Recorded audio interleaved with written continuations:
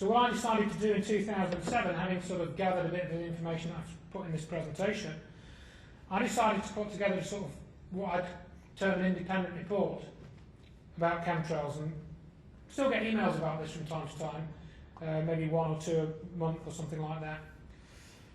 And I sent this report. I've got some copies printed out, and you can download this off my website as well. But I've got about 4, I've only got a few copies here today. Sent to the Department of Environment, I sent it to the Civil Aviation Authority, Royal Air Force, Greenpeace, World Wildlife Fund and a few other organisations. And I got a response back from the Department for Transport, and I engaged in an exchange with a chap called Roger Worth.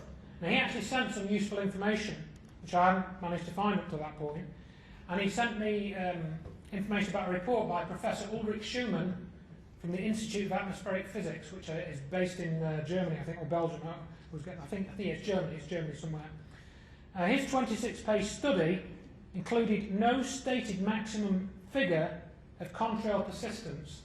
What the report was about cirrus cloud formation and about how contrails could influence cirrus cloud formation.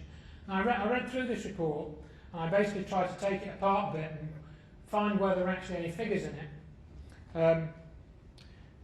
Now it talks about, as I say, it talks about contrails being linked to cirrus cloud formation. Now it does indeed discuss persistent contrails, but it does not explain why they form, and the duration of their persistence is not discussed in any detail or with any empirical data. Simple as that. They don't really give you a proper reason. It mentions the standard contrail duration of a maximum of 2 minutes. That's about the maximum time that any of these trails should really be seen for, and after that there should be no trace, because it's just water vapour essentially. It states that the ice supersaturation in the atmosphere may be the cause of persistent contrail formation, but no firm linkage is documented or established.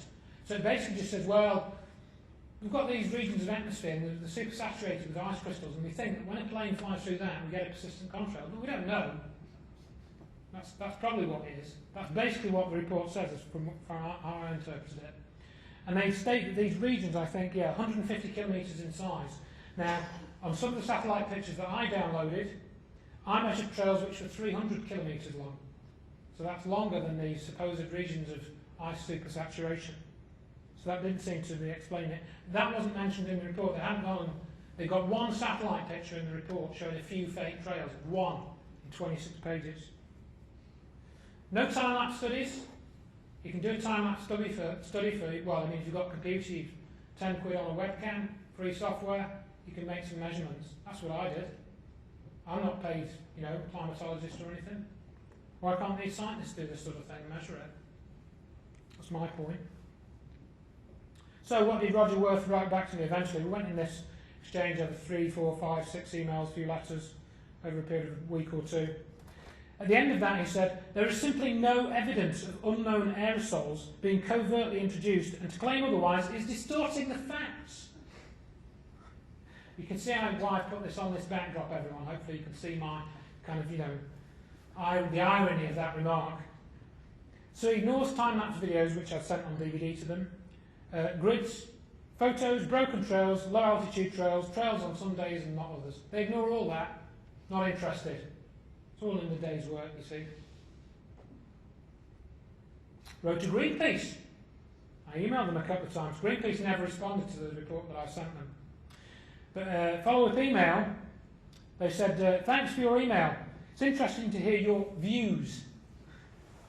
Views, that's a good one they always use. Thank you for sending your views, not your evidence, not your data, your views. As Greenpeace is absolutely going to continue campaigning on climate change, as it has been internationally for decades, I guess we will have to agree to disagree on this one, and I have taken you off our supporters list as requested. Which is what I asked them to do, because if you're not going to look at this, there's no point. If you're just going to ignore this, what's the point? WWF, World Wildlife Fund, I sent them a copy. They sent it back. I sent them a paper copy as a gift. They parcelled it up with their limited charity resources and posted it back to me. I didn't want it back. It only cost me like £1 to print it or something. I'm not bothered. I'd rather give them take it. They said, I am sorry you are disappointed in our response. We do not have the staff, time and resources to address the issues you raise at this time. So they can't go out and actually look at the sky for a few days, see it for themselves. As I am sure you can appreciate, we have limited resources and staff and must address most urgent issues that fall within our mandate. So that's how they get out of it, you see. It's the same with all of this, as I'm sure you know. Basically, I won't read all this out, but I wrote to the Civil Aviation Authority. I did a Freedom of Information request because my basic point is this, and simple though it is, it took me a while to realise it. In this digital age of logged air flights and advanced passenger lists, somebody should have a database of all the flights, the civilian flights that go over the UK at any given time. I would have thought, in terrorism, this fake international terrorism, aren't we going to have that information accessible to Civil Aviation Authority or somebody like that? I said to them, here's the time, here's the date, here's the location. Derby, 10th of June, 9:45. What flights came over this location, please? CAA wrote back to me and says, sorry, we don't have that information, can't tell you. No one, in short, would tell me what flights came over my house on a given time and date. You could ask this yourself. I wrote to East Midlands Airport as well. And the Department of Transport said they got a response from them that does not hold any information on individual aircraft movements. The requirement to monitor public aircraft movements is the responsibility of the Air Navigation Service provider, in this case NATS. And East Midlands Airport is the most significant airport nearest Derby. Now NATS, I couldn't even find a contact for them initially. I think they've changed their website now. But when I initially wrote to them and asked them this question, I just got this weird response from another mailbox. I couldn't actually find the mailbox to write to.